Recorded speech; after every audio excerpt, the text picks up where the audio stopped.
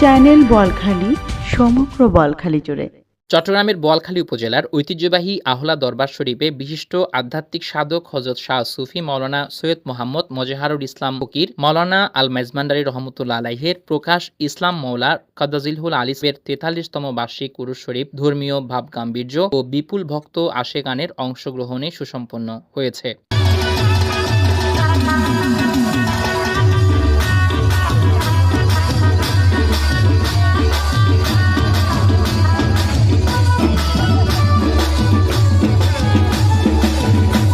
রবিবার তরিকতে মাওলা গ্রুপ বাংলাদেশের ব্যবস্থাপনায় আহলা দরবার শরীফ প্রাঙ্গণে দিনব্যাপী এই উরুস শরীফ অনুষ্ঠিত হয়। উরুস উপলক্ষে খতমে কুরআন, মিলাদ ও কিয়াম, রজা পাকে গিলাপ ছড়ানো, নাতে মুস্তাফা সাল্লাল্লাহু তাআলা আলাইহি ওয়াসাল্লাম, সীমা মাহফিল, তাবারুক বিতরণ এবং আখিরি মোনাজাত অনুষ্ঠিত হয়। উরুস মাহফিলে সভাপতিত্ব করেন এবং আখিরি মোনাজাত পরিচালনা করেন সাজাদানশীল এই আহলা দরবার শরীফ ও পীরে তরিকত আলহাজ হযরত শাহ সুফি মাওলানা সৈয়দ মোহাম্মদ এমদাদুল ইসলাম। উরুস পরিচালনায় ছিলেন মুনতাজেম এ দরবার শাহজাদা মুফতি সৈয়দ মোহাম্মদ মাইনুল ইসলাম জুনায়েদ। বক্তারা বলেন, ইসলাম মৌলা খাদ্দাজিলহুল আলিস মানব কল্যাণ, আত্মশুদ্ধি ও আল্লাহ প্রেমের যে শিক্ষা দিয়ে গেছেন তা আজকের সমাজে অত্যন্ত প্রাসঙ্গিক। উরুস শরীফ কেবল একটি ধর্মীয় অনুষ্ঠান নয়, এটি মানুষের আর্থিক উন্নয়ন, নৈতিক শিক্ষা ও মানবিক মূল্যবোধ জাগ্রত করার একটি গুরুত্বপূর্ণ মাধ্যম। অনুষ্ঠানে দেশের বিভিন্ন অঞ্চল থেকে আগত বিপুল সংখ্যক ভক্ত আশেকানের উপস্থিতিতে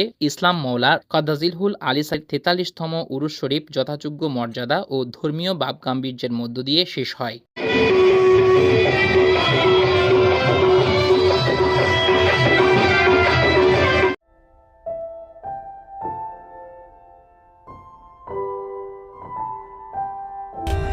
For more updates, subscribe to our channel, click the show links and enjoy watching the videos.